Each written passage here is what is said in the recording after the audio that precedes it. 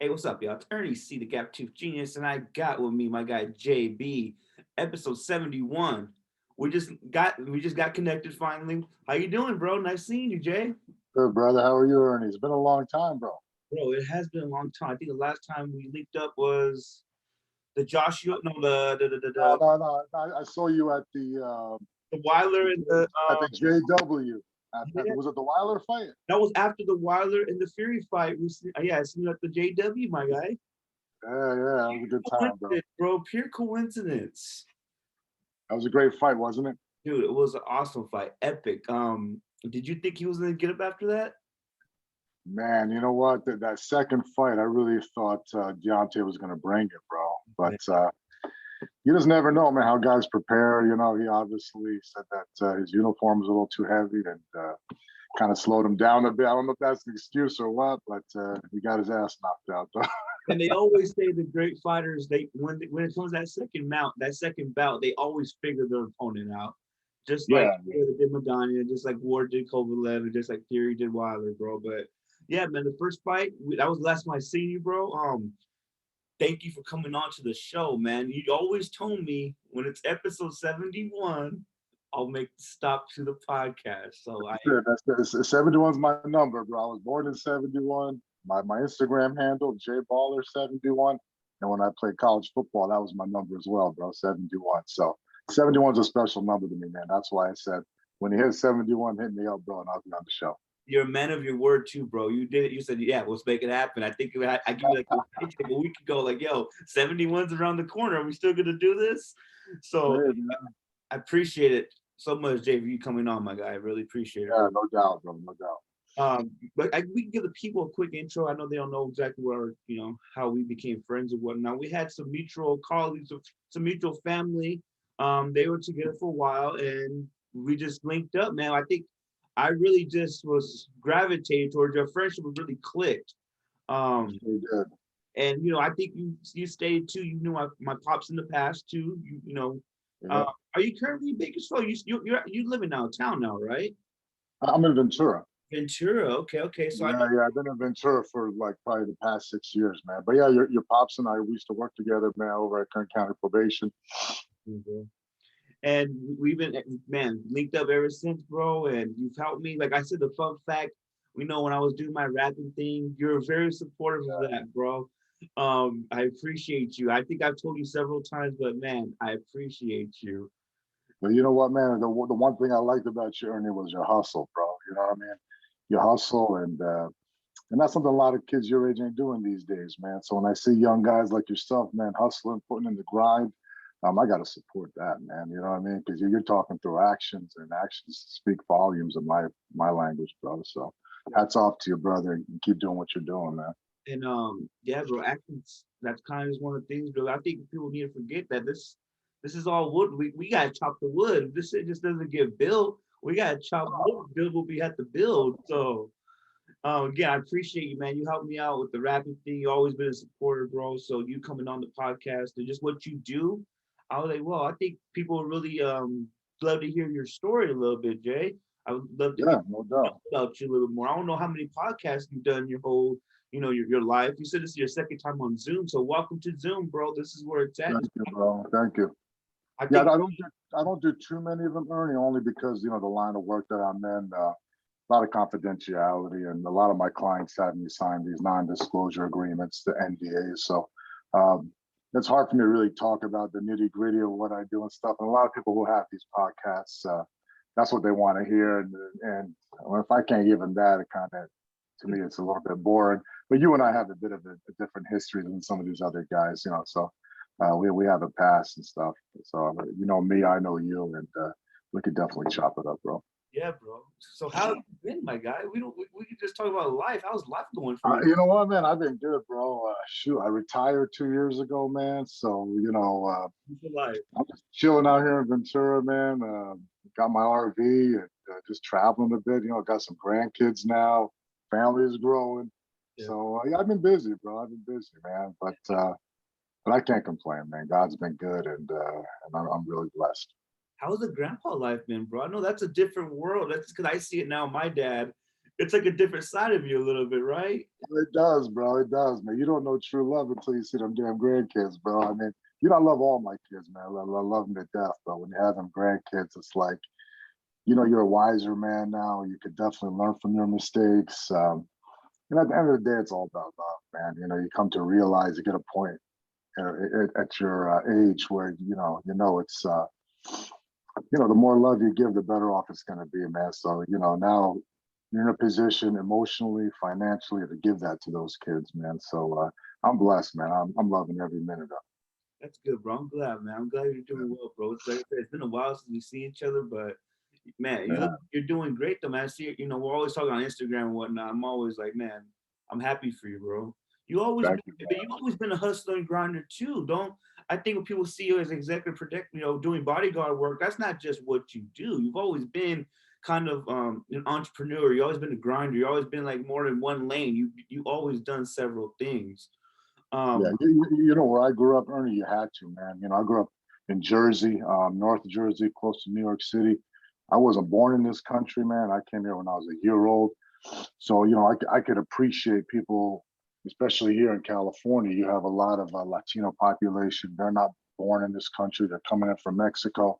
Um, they're working hard. They don't understand the language. A lot of these kids, they're interpreting for their parents. They're filling out their pay stubs, their bills, their taxes. And that's a lot of pressure on the kid. And I know because I was there, you know what I mean? So, yeah, when you have to live like that, there is a sense of hustle and grind that's instilled in you at a very young age. And like I said, I saw in yourself, and that's what kind of gravitated me towards you as well, man. So, but having that experience, I guess you could say, as a kid, yeah, it's gonna give those values in you as far as grinding and hustling. And I've always had it. It's never left me, man. To this day, man, I'm always thinking of ways like, what can I do to make something better? Or, time is valuable, man. So I don't want to use it sitting on my hands. You know what I'm saying? I'm retired now. I don't have to work and do all these things, but I just can't sit still, Ernie. Like, I would imagine so, dude. You're not used to that's not your DNA. Just sitting still, kind of enjoying. You always uh, do something different, elevate things. yeah, exactly, bro. Exactly, man. So where exactly were you? Where were you born at, Jed? I never asked you that question actually. Where's your family from originally? My family's originally from Russia, southern Russia, by Chechnya. Okay, okay. So, now check. Do you remember when they had the Olympics in Sochi? Yes. Yeah, that's basically my homeland, where my ancestors are from. So our nationality is called Circassian. A lot of people haven't heard of that, but we came over in the early 70s. Um, there was a famous author by the name of Leo Tolstoy, who was Russian. His daughter, Alexandria Tolstoy, she was pushing for rights basically that we had here in America, freedom of speech, freedom of religion in Russia. And she basically was thrown out of Russia for that effort. But because of her efforts, she won the Nobel Peace Prize. And when you do win the Nobel Peace Prize, what comes with that is a $1 million grant. So what she did with her money was she created the Tolstoy Foundation, and that gave displaced Russians like my mom and dad and other Russians around the world an opportunity to come to America or to Australia. So my parents chose to come to America in 1972 when I was a year old. So been here ever since, man. God bless her and God bless this country. That see, that's kind of what people don't really understand I guess, the hardship in other countries like that where we don't have these freedoms. We're kind of, I don't want to say we take them for granted, but I think we take them a little bit for granted that, things could have been way different for you. Jay, I had no idea you're born in Russia, bro. Oh yeah, yeah, yeah. It could have been way different, man. And I always tell people, man, if you think it's bad here, you know what I mean? You should try to go to some of these third world countries and see what life is like, man. Fighting for your life to get to a spot like this, and you're blessed to do that. So, Definitely, man. so when you talk about the grind and that hustle instilled in you, what does that exactly detail when you're coming up? What moments do you remember coming up as a kid that you realize I have to go get it because no one's gonna give it to me. Especially if you know how it is too. When we're not a certain color, we have burdens on our shoulders. Yeah, We're playing against the eight ball here. yeah, definitely, man. But I can remember early on, Ernie, being in third, fourth grade delivering newspapers. You know what I mean? In North Jersey. I mean, it's not the safest place in the world, but you know, me and my brothers would go out there, deliver these newspapers, and not only do you got to deliver newspapers, but you got to collect the money at the end of the week. So you be going to people's houses, and you don't know who they are. They could be whoever. And here we are, third and fourth graders. Um, but yeah, if we didn't work, bro, you know, we didn't get the nice sneakers. We didn't get the stuff that we needed. And you know, me and my brothers, we all played sports as well, man. So my parents were in that position to be able to buy those things for us. So we had to get them ourselves, man. And like I said, a lot of that just was hard work, man. You know what I mean? Yeah, and another, we kind of skip ahead a little bit towards when did you come to Cali? Did you graduate from high school in Cali or way out there in Jersey the entire time? You know what happened, Ernie? My senior year, I was playing football and I wanted to play at the college level. But unfortunately, I didn't have the grades. And they had just passed a proposition saying that if you wanted to play at the NCAA level, you had to have a 2.0 grade point average or 700 on the SATs. And I had either of those. So what that meant was I had to go to junior college and play football. And on the East Coast at that time, we didn't have any junior college football teams. So my options were either go to Texas, California, or Utah. And in 1988, Bakersfield College was number one junior college team in the nation. So I came to play football at Bakersfield Community College in 1989. So that's how I ended up at Bakersfield. I did not know that, Jay. That's it. Yeah, yeah. Game. Still trying to get out of BC, bro. That's not BC. Yeah, so you know, it was a good program, man, good school. I was just shocked by the type of athletes that were at Bakersfield College. I thought, man, junior college is going to be a joke. You know, ain't going to be no athletes there. But man, you know, they had the best of the best. A lot of those players ended up going to a D1 school. Some even went to the pros, man. So my hat's off to that school, man. Yeah, dude, you'll be surprised. I even tell kids now, coaching basketball. JC basketball it's a whole different speed than high school ball. You got to be a baller to adjust to that and be able to play at that speed. Like, oh yeah, they're no joke. That those kids are just D1 athletes. Like you said, didn't have the grades, didn't have sometimes the money to get to where they got to go to. This is their start. Like you said, that was your foundation. After, mm-hmm. did you play your entire, the 2 years out there? How did how did the football thing kind of end?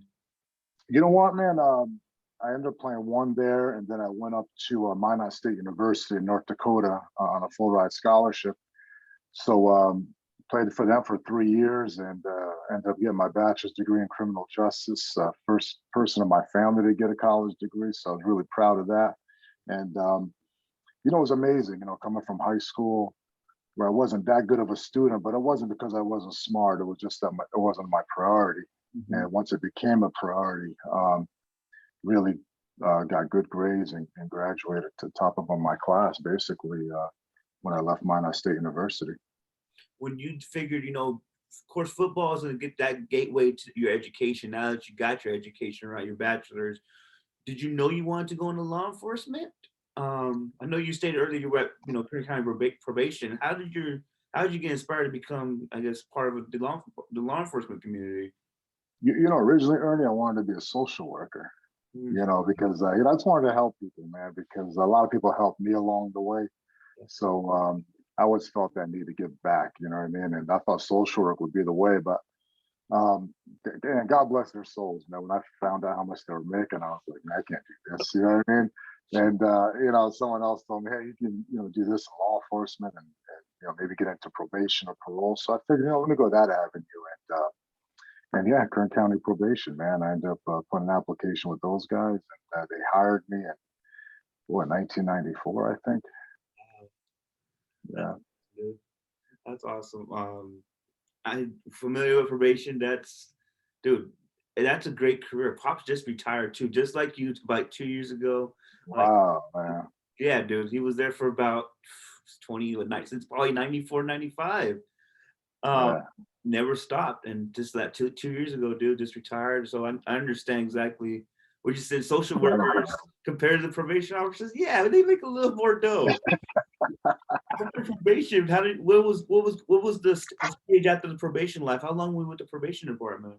I was with probation about 8 years, man, and then jumped over to the state. what a probation officer does and what a parole agent does, they're pretty synonymous to one another. I mean, they mirror each other, but the state's pay was a lot more than the county's pay, man. So I had to jump ship and get on with the state, and was with them for about 15 years, man, before I left. Definitely. Is that where you Yeah. retired? Yeah, I retired from the state as a parole agent. Spent most of my time in East LA.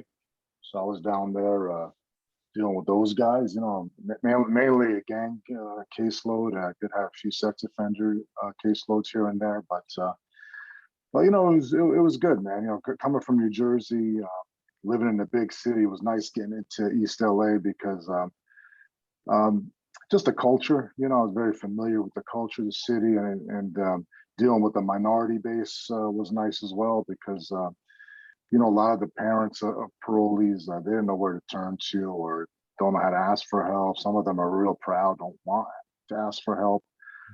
So, breaking those barriers down and trying to assist people in the stuff that they need was really just something I couldn't put a price tag on, man. Till this day, I got people calling hey, Balkar, man, I'm doing this, I'm working, I got a house, I got married. Yeah, bro. And then to me, that makes it all worthwhile. There's no money, no check in the world that can make you feel how you feel when you get them phone calls. Definitely, bro. That's really rewarding, man. That's something I've seen too firsthand. Hey, so and so, you changed my life. That one, you're on my ass, but you changed my life, and that's a beautiful thing. I'm sure it's rewarding. I know a lot of my friends now pursuing probation officers. They want to be a probation officer. They want to be in law enforcement. Just Uh, show them some love. What would be some advice to somebody who is thinking about being a probation officer or making the move? Because you're familiar with that. They're still making the move from probation to parole agent. That's still going on frequently throughout the department. yeah. What would be your advice to them if they're thinking about making the move to probation or making the leap from probation to parole? Well, if you're getting on probation or parole, either or, I mean, you definitely got to stay out of trouble. I mean, marijuana is pretty much legal these days, but I guarantee you get a ticket for driving under the influence of marijuana or even alcohol, you can kiss those jobs pretty much goodbye. So you have to make good decisions early on. Stay out of trouble, handle your business. Show those agencies that you're a responsible individual and you're the type of person that they want to invest in. Because at the end of the day, you're an investment. You're an investment to either the county or to the state. And if you're not bringing 100% to the table, don't expect 100% at the end of the day. You know what I mean? But as far as getting a probation, education is pretty much that, and experience. I know a lot of probation officers when they were going through that process, getting their education, they'd work over at the hall and spend some time there. Some would volunteer, some would get paid. But you invest something like that and get to know people. Trust me, especially a place like Kern County, if you know people, it's definitely going to help you in the long run. As far as probation going to parole, same thing. Just do a good job as a probation officer. Try to get as many certifications, credentials, pats on the back. Good letters from your supervisors and stuff, and get to know parole agents. You know what I mean? Because they'll tell you how to study for a test. When the test is going to be, and if you do pass the test, they could put in a good word for you as well. Because now that you're leaving the county and going to the state, they could pretty much place you anywhere in the state. And we don't live in a small state, as you know. It's a large ass state, man. So just because you got that state job don't mean you're going to be working in Bakersfield. You could be going up to Placerville. You could be going down to San Diego. So like I said, it's good to know people and keep your nose cleaned and just work hard, man. Because I'm a firm believer that hard work pays off, no matter what you're doing, man. Whether you're a probation officer, whether you're a rapper, whether you're an athlete, Yeah, hard work's always going to pay off at the end of the day. definitely. Let's talk about making connections. We can kind of just slide to, you are a bodyguard, executive protection, right? How did you get into that line of work? Was that through your law enforcement connections? Like you say, you always make connections, networking. How did you venture into that? Again, I know no specifics, but like maybe your first client, who was that? Things like that. Yeah, it's funny you asked that question. I was just talking about this the other day. My first client, or not really a client, but actually getting my foot in the door into executive protection, dealing with artists and athletes, was in 1991 at the Ventura County Fairgrounds with Jerry Garcia and the Grateful Dead. Yeah, Wow. that was the first ever person that I worked for, man, was Jerry Garcia and the Grateful Dead. And I remember they had me up on stage, and Jerry Garcia came up to me and goes, "Hey, a lot of these people are going to be giving you stuff to give to me. He's like, just put them on the side." And I'm thinking, I'm naive young kid, couldn't have been more than 19 years old at the time. I thought it was just going to be like flowers or chocolates or something like that. These guys were giving them acid, mushrooms, weed, Everything under the umbrella, I'm sure. every drug you could imagine. And a lot of these guys, and that was an eye opener for me too, Ernie, in that a lot of these people that were there, they looked like hippies, but they weren't. They were doctors, they were attorneys, successful people, not only in Ventura, but around the world coming to see Jerry Garcia and the Grateful Dead. So, you can't judge a book by its cover. You know what I mean? Like you see something and, your first instinct is, oh, he's broke or he's a loser, this and that. You just don't know what's behind that shield, man. You know what I mean? And these guys, like I said, they were bringing me stuff, but most of them were doctors and lawyers and stuff. And it was a great experience, man. And having done that, it kind of motivated me to want to do more of that once I was able to get all my credentials and everything out of the way. But once I got into law enforcement, that transition was very easy, Ernie, because, LA, I think I read something that there's over 35, I want to say 35,000 millionaires live in LA County. So, the need for protection, executive protection is great. So if you have the credentials, a badge, and you can carry a weapon concealed and you got a little size to you, you can find work all day long, man. The path is a little easier when you have the attributes that you have, for sure. Oh yeah, a lot easier, man. And then, like I said, you get to know people, and if they see you're a solid worker and you're on time, and you handle yourself well, there's more work than you can imagine in this industry. Jerry Garcia, that's a hell of a debut gig, bro. Yeah, no doubt, bro. I was blessed, man. What's one of your biggest memories with him, or just being around him in the band? The one I just explained. I mean, to me, that was the biggest one. And then Jerry himself told me, he said, if anyone gets out of line, just be careful, on how you handle them, because a lot of them are professionals. A lot of them are doctors and attorneys, and you don't want to twist up the wrong guy. And again, that was an eye opener too. In our line of work, liability is a big thing. You know what I mean? Because you handle someone the wrong way or twist them up and you hurt them, and next thing you know, you're getting sued, and you got to be able to justify your actions. You know what I'm saying? Definitely, bro.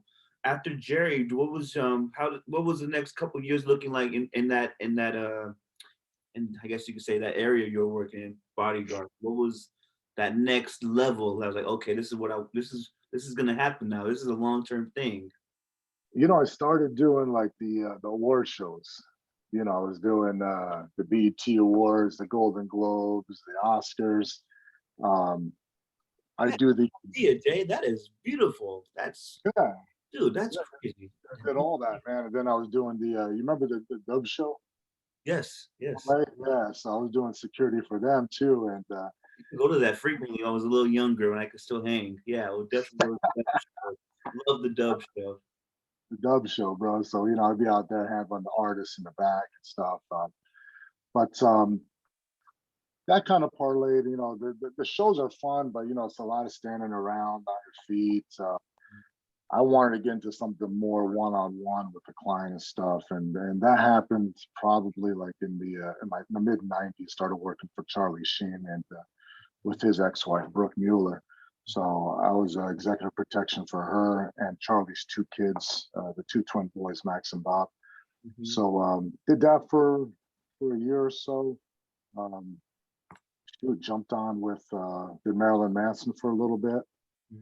Then went off to and was with Rihanna for a bit, and then my guy Conor McGregor showed up, and they told me he was looking for security, so we kicked it off real well, and pretty much been working with Conor ever since, man.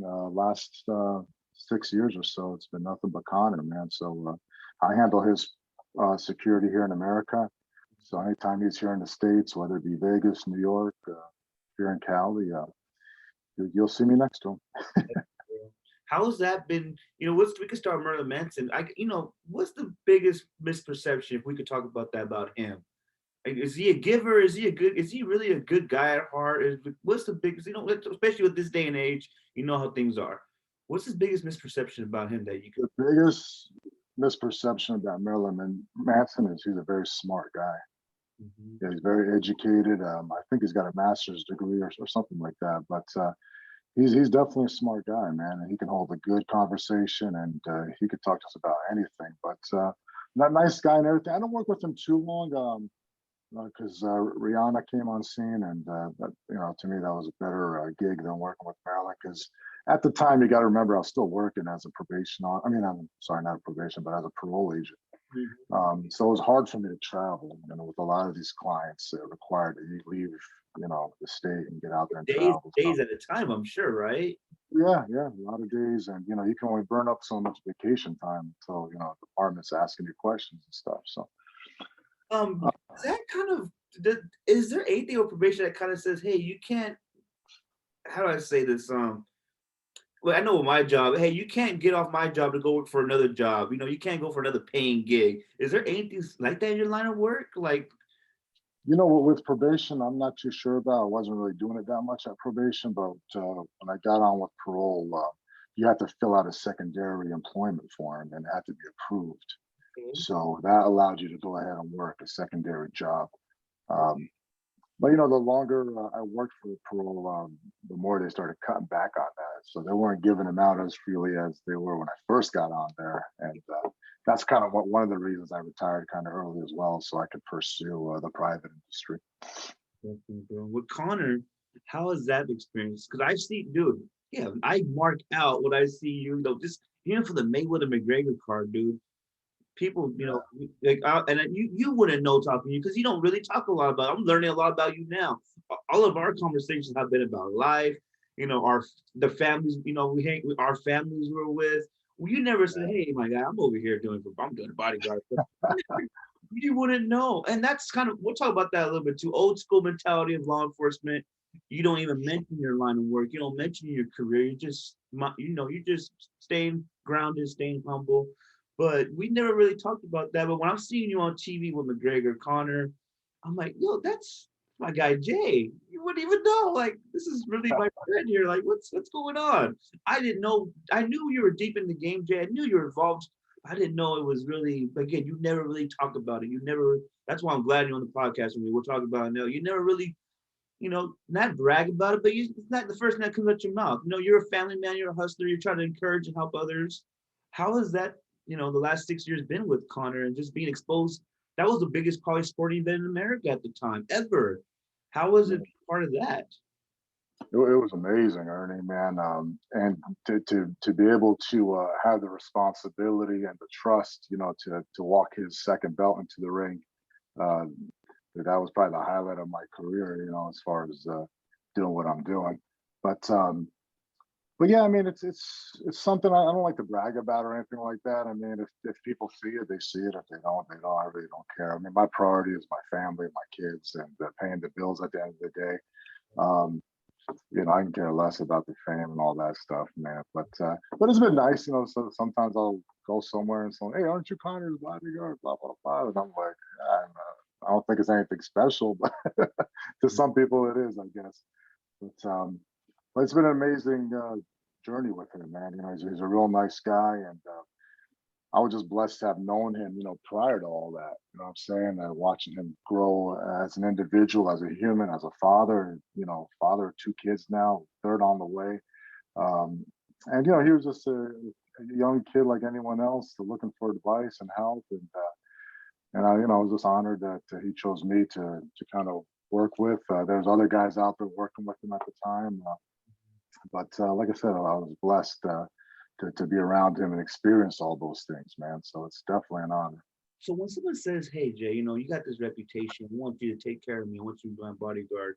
What do you tell them? What's your pitch? Like, how how do you how are you so great at your job? You take this is a serious job. you're in charge of someone's potential life. What do you tell them that's to reassure them I'm the man for the job? You know, I don't tell them anything, Ernie. It's all about actions, man. You know what I'm saying? They see me work. They see my work ethic. If the gig starts at 6, I'm there at 5:25, man. You know what I mean?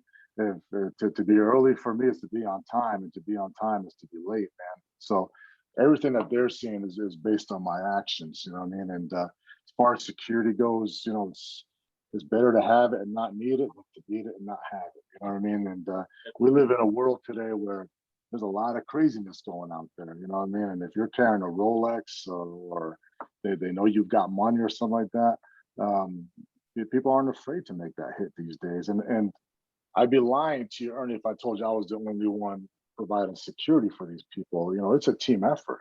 You know what I'm saying? It's not just one guy. I mean, you got to do the advanced work. You know, you got to have people that are behind you working behind the scenes too. I mean, what you see on TV, Ernie, that's the end result. Mm-hmm. Uh, Leading up to the fight, I mean, we got 8 or 9 guys on the security team, especially that Mayweather fight. I mean, you're talking about 15, 20 people on a security team. You know what I mean? So we're hiring the best. You know, we're getting people out there to assist. So at the end of the day, everything is smooth. You know, you don't hear stories about this guy got jacked, or you know, they were late, or they got lost. None of that's going to happen on my watch, man. Definitely. That again, being being punctual is something I think whoever's watching this, yes, you need to be punctual in anything you're passionate about. That's kind of what Yeah, makes anything, bro. 5 o'clock, I'm there at 3:30.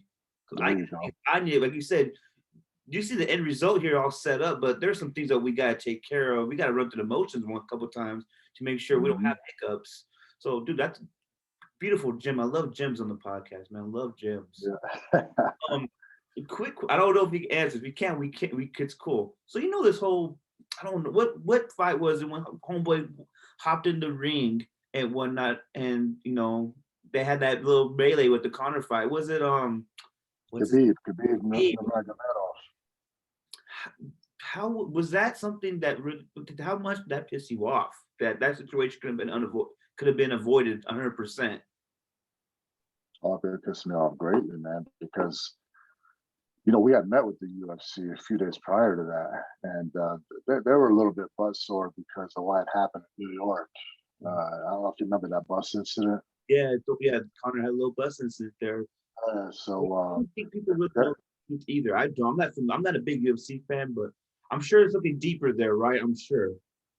yeah, I mean, you know, the Khabib was on the bus, and Connor basically attacked the bus in New York City at the Barclays Center, and so UFC was a little bit upset about that, and they put a little blame on the security team too, saying that you know we should have prevented it or stopped it, this and that. So when it came down to fight night, you know, a few months later, they basically wouldn't allow the UFC, not UFC, but Connor's security team to basically be inside the arena. So we had to be inside the locker room, you know, while all this was going on. And we kind of told them too, like, hey, you know, a lot of their guys, you know, even though they're not acting as security, they're his security, but they're in the corner with him. You know what I mean? So if anything happens, we want to be nearby just to kind of help out. And it's not like, you know, we're just thug security guys. You know, everyone on the security team has law enforcement experience. I mean, so we know we're all there to basically make sure everything goes smoothly. We don't want any problems. Not like we're going to instigate anything.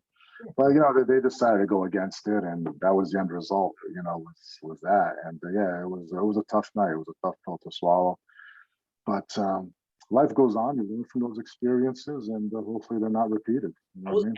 asking, that's a learning experience in your eyes, right? Good or bad, Yeah. but learning experience.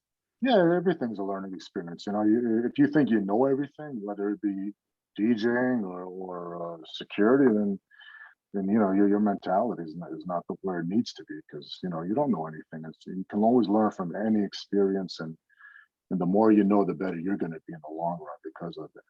Definitely, bro. So with retirement now, Jay, what have you do? What have you been doing now with the extra time? I don't know what your schedule was like, of course, for parole, but now that you're retired, you have this free time.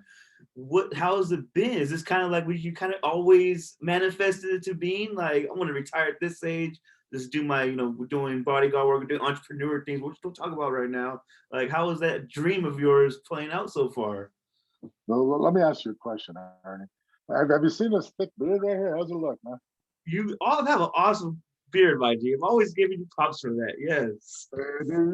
This doesn't come easy or normal. It comes because of my beard balm. I like it, man. Baller bomb. Yeah, Okay.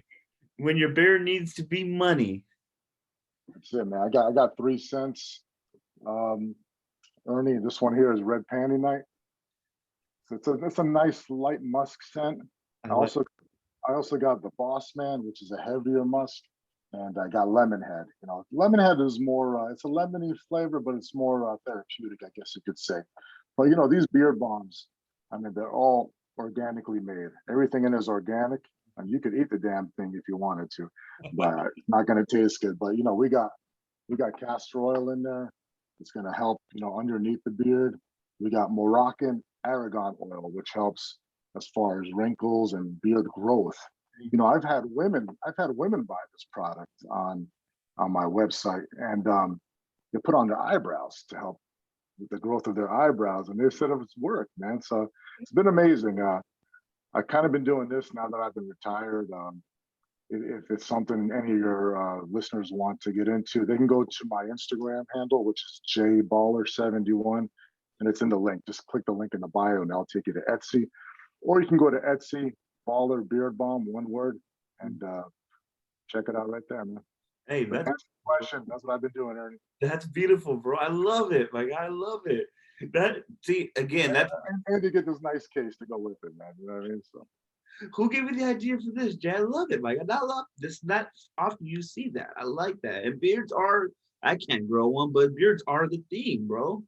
That's the fashion. I've always had the goatee, man. I've had this goatee probably since 1991, man. Yeah, Sometimes it gets out of hand. So I was experimenting with beard bombs, but most of them didn't have a nice scent, or they just didn't work right. So I figured, let me try to get in this line of work, man, because I was passionate about it. I like beard bombs, and I like how these, if they're done right, how they smell on the beard. And so I started adding my own sense to it. You know what I mean? So like the Boss Man, you're gonna get more of that Tom Ford. It has a Tom Ford hint of cologne in there. okay. So it's a nice smell. So you're not only putting the beard balm on, but you get a nice smell. And with the um, with the with the Boss Man, like I said, you get that nice aroma, and you get the beard nice and shiny and smooth. And with the red panty, now you're gonna get that lighter musk. If you like some of the colognes that are out there, as far as Calvin Klein or Boss or Gucci, you're definitely gonna like the red panty. Definitely, man. I like it, bro. And we'll definitely cover that all week on the podcast, man. We're gonna do that. I want to support you, bro, as much as you supported me, man. I appreciate you, brother, man. Bro, real fast too. This is what we talked about, helping people. How important is still to help people. That's what you've always done. Like I said, just for the listeners, I was what 22, 23. We kicked it off, and you offered, hey man, if you ever need help with anything, because I had a record label at the time.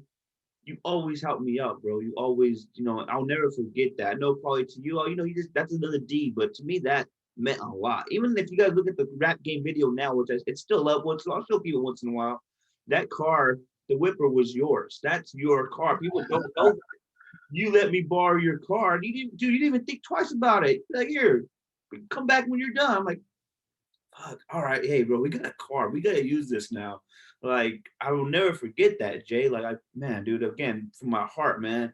You always show me love. Even when we're out and about, sometimes we see each other. It's always like it hasn't been that long since we linked up. It's like off the beat. We never missed a beat. Yeah, Even with this podcast, I think you're just catching up. You're my guy, and I really appreciate you. bro.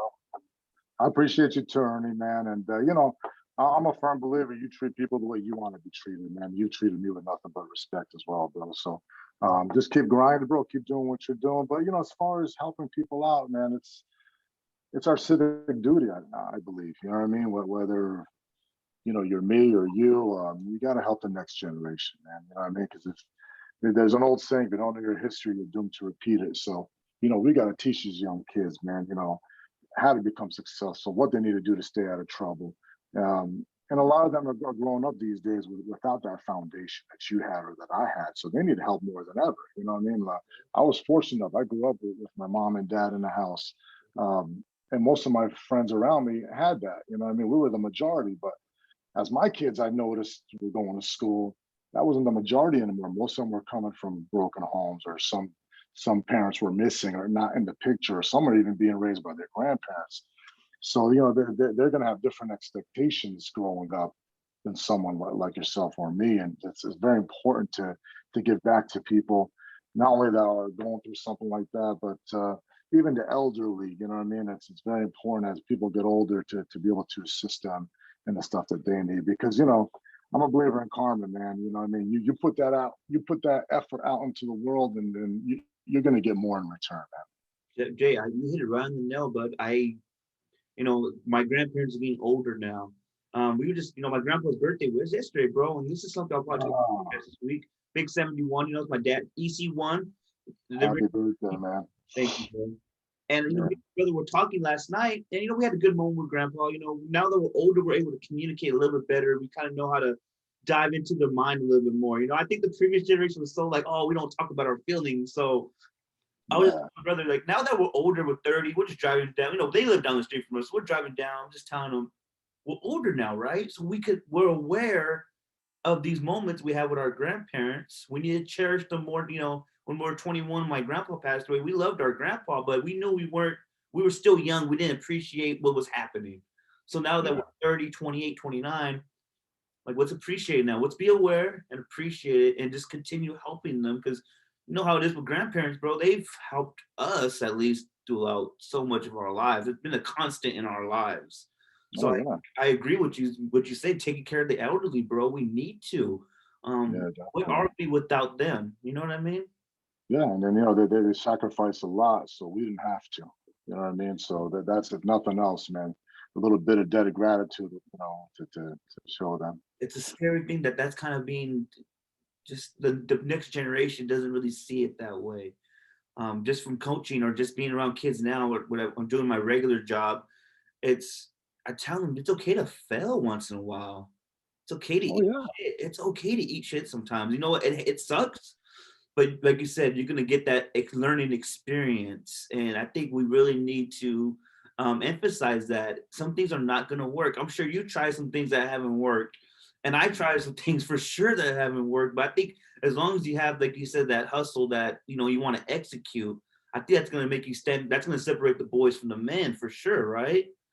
Yeah, definitely. You got to enjoy the process, no matter what you're going to do. If you have a passion for it, enjoy the process, man. If it didn't work out, you enjoyed the process, right? If it does work out, you're enjoying it and you're living life, man. And yeah, I mean, especially with stuff that you're passionate about. I see how you're passionate about, sports and the podcast. Are you still coaching Ernie over there at Fort Hill? Yeah, Matt, what do you actually now? I got a Highland plug right now. I'm at Highland High School now, dude. Highland High School. I don't have any Highland stuff on me right now, but I'm at Highland High School now, dude. The Scotsman, right? The Scots now. Sadly, I know some guys on here are gonna hate it, but yeah, dude, I'm a Scot now, man. I made the move. You know how it is too. You gotta sometimes go where the money's at. Money is everything. It always makes things a little bit more easier, especially when you're trying to do so many things. It's gonna help facilitate what we gotta do financially with the passions, the passion work, I call it. So I coach at the Hatchery High, right? I coach basketball there. did I know that, Jay? Yeah, I coached the freshman team in 92, 93. Yeah, basketball, man, is my first love, man. People don't know this about me, but yeah, I was the most valuable player my senior year. Yeah, I love basketball, man, but I just knew I'd go further in football. You love the game, bro. I remember we would be at the house watching Lakers. That's when Kobe was still, we knew it was the game. There was so many times we watched the boxing too. I knew you love boxing too. So it's dude. Basketball is it's my passion, dude. I'm not a baller by any means, but I love the game, and I think those life lessons. I always tell the boys, I'm going to help you with basketball, but my goal is I want to help you become better men, because this world after high school, Yeah. it's coming and going. It's coming and going. It's nonstop. There's no, oh God willing, none of them. I just had a friend pass away today. None of them see that. You know, but life's a long, long road, and it's gonna be full of potholes. It's gonna be full of, we're gonna have those smooth rides, but sometimes you're gonna hit a bump, and it's okay to hit that bump. And hopefully, Yeah, I can tell them, just like, he told me something like, okay, that makes so much sense. I hope it makes sense to them one day, man. And as a coach, like that shit is gonna always stay with them, instilled in them for life. So I hope, I'm aware of that. So it's cool to get back to the community too, man. We don't, how it is with coaching. We don't do this for the Fetty. There's no money in this game. no, no, no. And I had the same values when I was coaching, man. It was like a lot of these kids had this crazy image in their head, like they're gonna go pro or something, and they don't realize the numbers and what the percentage is like of these guys going pro. So, it was always to try to prepare them for something other than sports, to get that degree and go out there and work. Because if you make the pros, that's great. Definitely, I yeah. have a secondary and a third option in your back pocket in case you don't, because if that's the only thing you're hanging your hat on, you may be, you're disappointed when you don't get there and you got nothing else to fall back on, man. I've always been a believer. I always preach the 5 Ps. Proper planning prevents poor performance.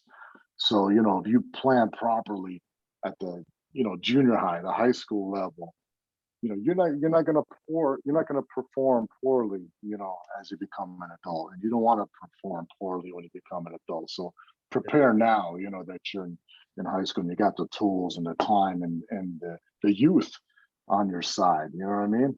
Yes, you did say something too that had broke my mind. That time is precious, right? Yes. I think there's a quote: "Money can buy almost everything in the world, bro, but this time."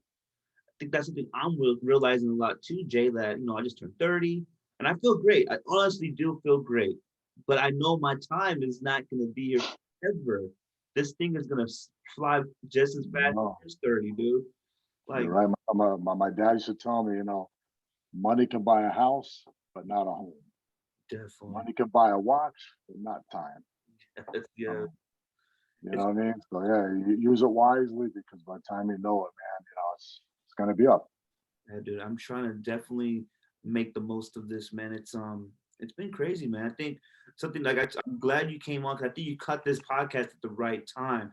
Now we're finally going into video podcasting, and we still got the audio, but that's gonna be like an exclusive thing for our listeners. We'll have like a little segment before you come on, but to see the way it's happening, bro, I'm glad you did tell me, yo, let's wait till 71. It was a good Yeah, idea, bro. I think I've been asking you since like the first 10 episodes. that's my number, bro. So I feel good about it. Honestly, I didn't think we were gonna talk this long. Shoot, it's been almost over an hour Good Lord. now. I kind of figured that was going to happen too, though, Jay.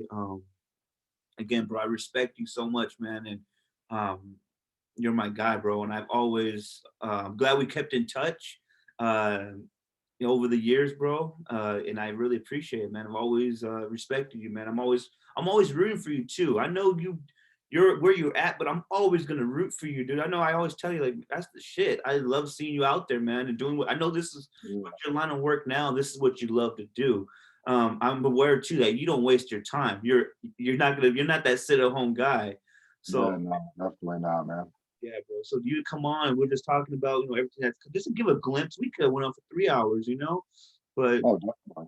and it's You know, beautiful. we didn't even talk about my guy Logic. You know what I mean? Yeah, dude.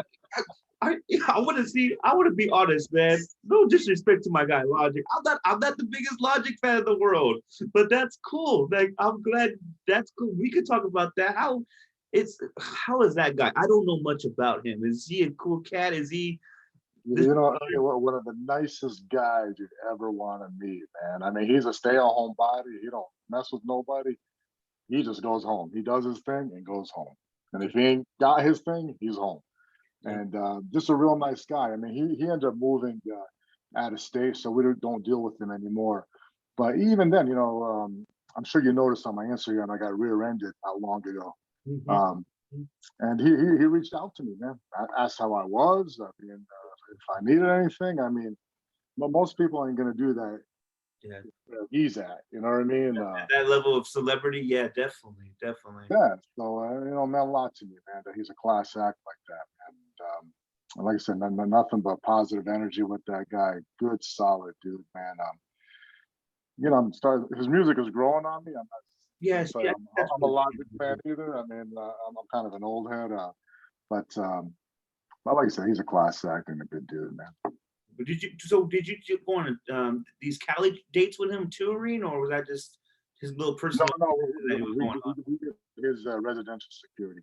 Oh, okay. Yeah, That's we handled his house. He had a studio on his home as well, and he had artists coming in there. But yeah, we were primarily just residential. I did a few little things with him. He had a book signing thing. Went out there with him, but his head of security, his name is Pep. You can find him on Instagram, Big Pep. Good solid dude as well, man. And how I landed that gig was, just working out at the gym. He came up to me and asked if I was counter security, and I go, yeah, and asked for some advice. He's a young kid as well, and he'd reach out to me every now and then, kind of as a mentor, and I'd give him advice, and he ended up getting this Logic detail. beautiful, dude. That's beautiful. Yeah, It's great. That's LA for you, though, right? yeah, definitely, man. Yeah, LA is big, but at the same time, it can be really small, especially in the executive protection industry, because everyone knows everybody. Definitely. I forgot his name, dude. Is it Rickon, the music businessman? He's the bald guy. I see you take a few pictures with him. He has Oh, you're talking about Steve Lobel. Lobel. How is he, dude? He seems like a fucking grinder.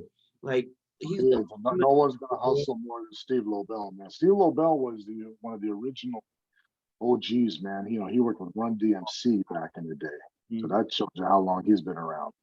And then he dealt with, he managed, man, I forget that rap group's name. It'll come to me in a minute. It But wasn't. he's had, Was it? was that? I don't know if it was Wu Tang. No, it wasn't Wu Tang. Nah, I can't think of it off the top of my head, but I'll get it here when we're talking. I was just. But he, I he, he started. ask about him, but I seen that you had some. You were close with him, and that guy's a grinder, bro. I follow him. He's a grinder. I love seeing people grind. Oh yeah, no, he's helped a lot of people get in the rap game, man, and he's even been in some of the rap songs. They talk about Steve Lobel. But he started We Working University, and what that is, it's for up and coming artists, managers, even security. It's an online course that you can take that's ran by Steve Lobel, and he actually called me to handle the security portion of his online schooling. So um, we kind of collaborated with that a few years back. So I was honored, man, when Steve called me, because I've known Steve since back in the day, like when they were doing Coachella. That's another detail that I did was Coachella and Rock the Bells. I don't know if you remember Rock the Bells. Yeah, bro. Definitely. Yeah, we did Rock the Bells. Steve Lobel would always be at those shows, and not too many people knew Steve because he's not right there in the front, but he's the guy in the back. Scenes all the You know way. what I mean? Yes. And I knew Steve because Steve's a New Yorker, man, and I grew up in Jersey, so I knew Steve. Back when we were both on the East Coast. So whenever I'd see him in the crowd or whatever, Mm-hmm. I knew to grab him. Like he didn't have to go through security, because a lot of times guys don't know who they are. They give him a hard time or something. So he's always been appreciative of that. And working with some of the artists I've worked with the past 20 years or so, he thought it'd be fitting to kind of do the security portion of his We Work in University. So yeah. Just Ruby, I guess we could do a shoot question. What would be your favorite artist to work for? Who has been your favorite artist to work for? Who's been my Logic, man? Logic. Logic is just, I mean, I can relate to the guy, man. You know what I mean? He's just, he gives out a good energy, man, that I like. I remember one time when I was there at his house, he walked out the front door, and I'm kind of standing there. And then he looks over to his right and goes down the hill, and I'm like, where's he going? Mm-hmm. There was a guy trimming his trees, a landscaper. Mm-hmm. Older Mexican cat, and he went over there and shook his hand, man, and just was like, "Thank you, man." That's awesome. I mean, that's crazy. You know what I mean? Like, you're not going to find too many guys, that are making that kind of money. I think that year he made about 29 million. That are going to make that kind of money and be that humble. You know what I mean? So that definitely sat heavy on my mind, when I saw him do that. And yeah, he's definitely a special person, man. And it's crazy. I'm sure you've seen this too firsthand with these celebrity clients you have. When you have that much money, I'm sure there's leeches all over this place. Even in camouflage, there's a lot of leeches there. Do you ever tell them, like, kind of give them advice, like, hey, you should watch out for this guy, or maybe you should, you know, give them life advice? As you're older, you're a mentor, you're someone who could guide them. Is that something you do, or is that just nah? That's not my job. I'm not going to do that. Yeah, normally, you don't speak until spoken to, you know what I mean, in that line of work. Hmm. And you definitely have to separate, your emotions from business. A lot of these guys don't want you to be their friends, to be honest. You know what I mean? So I won't go down that road unless they come to me. You're never going to catch me going to someone saying, hey, you need to do this or you need to do that. Like, I'm going to stay in my lane. You Yeah. know what I mean? My lane is a security lane. It's right here. And I'd stay right in it. You know what I mean? As far as therapy or being a counselor lane, like I don't cross lanes unless someone wants me to or they ask me to. Hmm. But yeah, I just try to stay in my lane, provide a service that they're paying for. You know what I mean? That they're paying for a service, and my job is to give them that service 110%. And hopefully, they like it so much that they could refer me to someone else, um, and just keep me on board. You know what I mean? And that's how it works, right? Just like anything else, it's word of mouth, I'm sure, right? And Yeah, and it's no different than your line of work. Like yeah, if you're DJing and you see maybe a mother discipline a kid, you're not gonna come out from behind there and go talk to that mother. You know? I'm here to play the music. That's all I'm That's what they're paying you for, man. Play the doing. music. But I'm sure it does. I'm as a person who has some character, person of high moral standard. You see these guys who have money. You just see the leeches. I bet that's sad, honestly, right? It is, man. And I think the saddest part is, a lot of these guys, they just don't know at the end of the day who's in their corner because they care about them. You know what I mean? Because the longer you go on, the more these leeches come in, and then a lot of them are sophisticated. You know what I mean? They blend They, in. they, they blend in, they play mind games, and this and that, and you don't know he's a leech until you're being sued or something along those lines. But like I said, it's just nothing I get involved in. I try to stay away from all that stuff, and I just focus more on what I'm being paid to do and make sure that the client is safe, gets from point A to point B. There's no issues, no one gets lost, or no one gets hurt, and at the end of the day, I can sleep at night. And you get to go home too. I'm sure that's the biggest, especially for law enforcement. You want to go home to your wife and kids every night. Oh There's yeah, oh yeah, nothing gonna no get in the doubt. way of that. No, I'm going home. Trust me.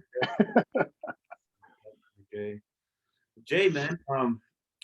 This is episode 71, my guy. I That's think. cool. Were you gonna run this till when, man? What's up?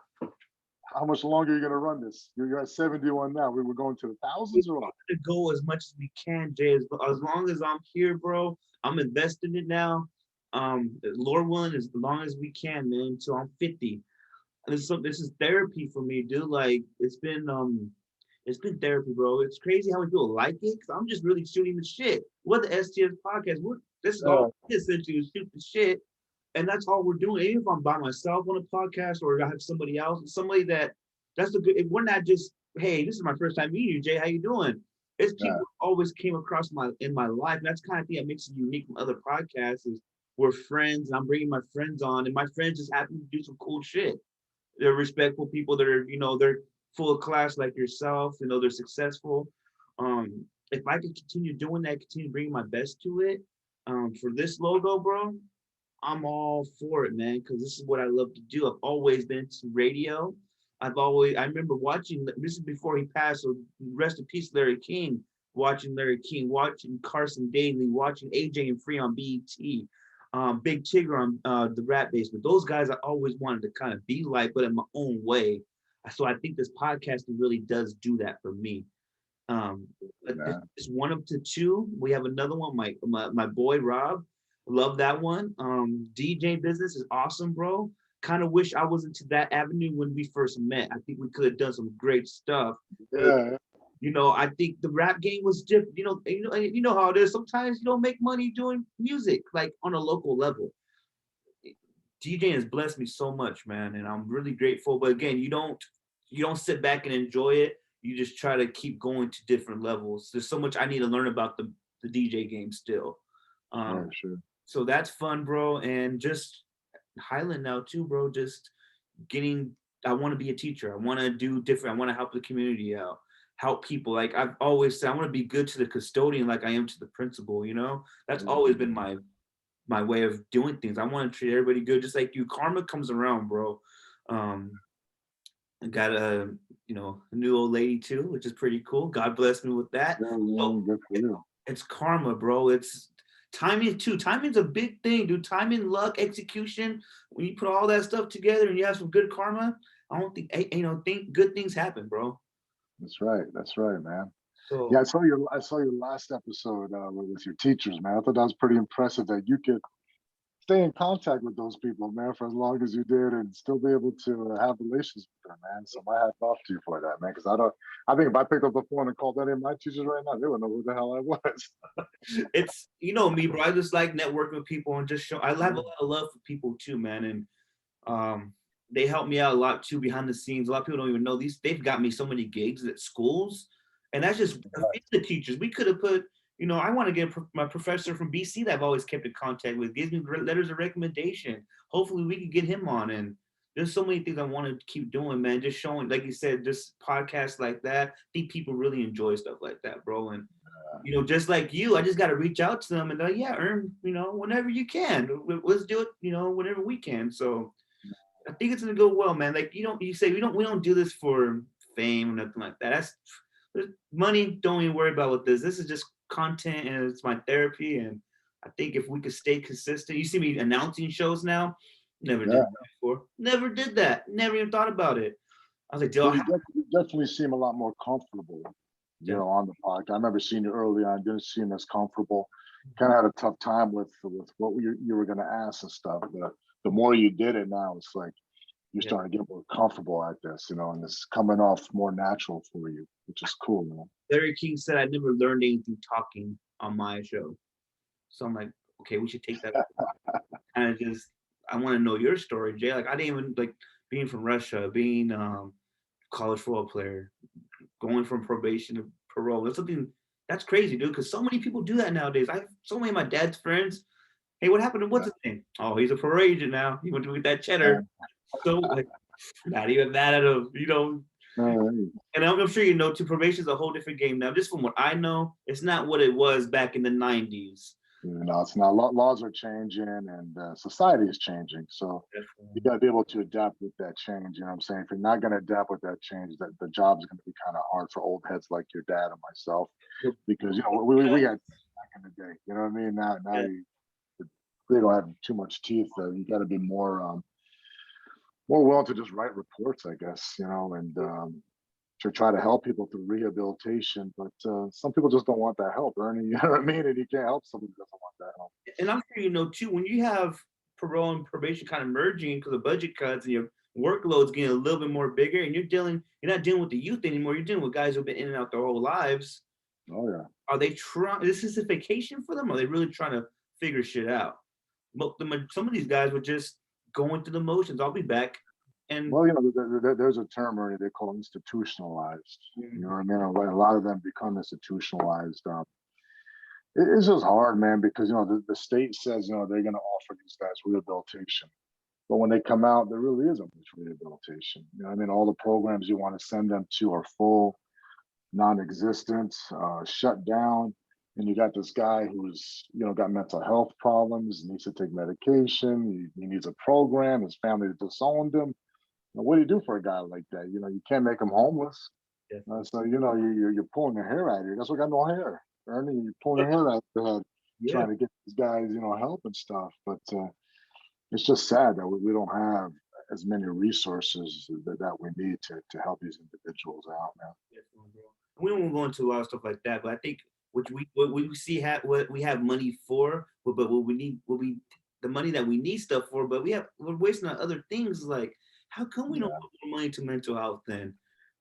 And it's kind of the blessing of this generation. They're kind of aware of what our mental health is. I think, especially with me, I didn't find out about childhood trauma till after 25, 26, 27, I was exposed to it because that is being more, that's being spotlighted more. That's real, dude. I think we definitely be money towards mental health and programs like the ones that you guys do offer, or the state offers, the county offers.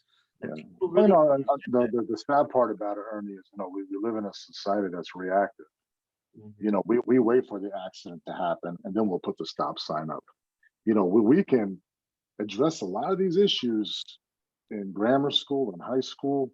There's no reason why we can't send kids to have anger management classes in high school. You know what I mean? At least they'll be aware. They may not need it.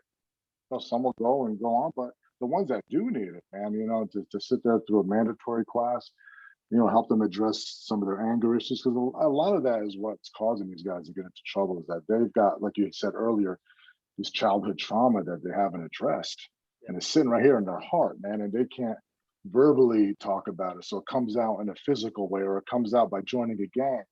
And they're going about it the wrong way, but they're feeling nourished, they're feeling loved, by the wrong people. Yep. But we do have the ability, when they're younger, to try to address it before these guys get locked up. And now that they get locked up, we're like, oh, let's help them. A little bit late now, you know what I mean? Because this guy's gonna have a hard time finding work now. His family probably don't want nothing to deal with him.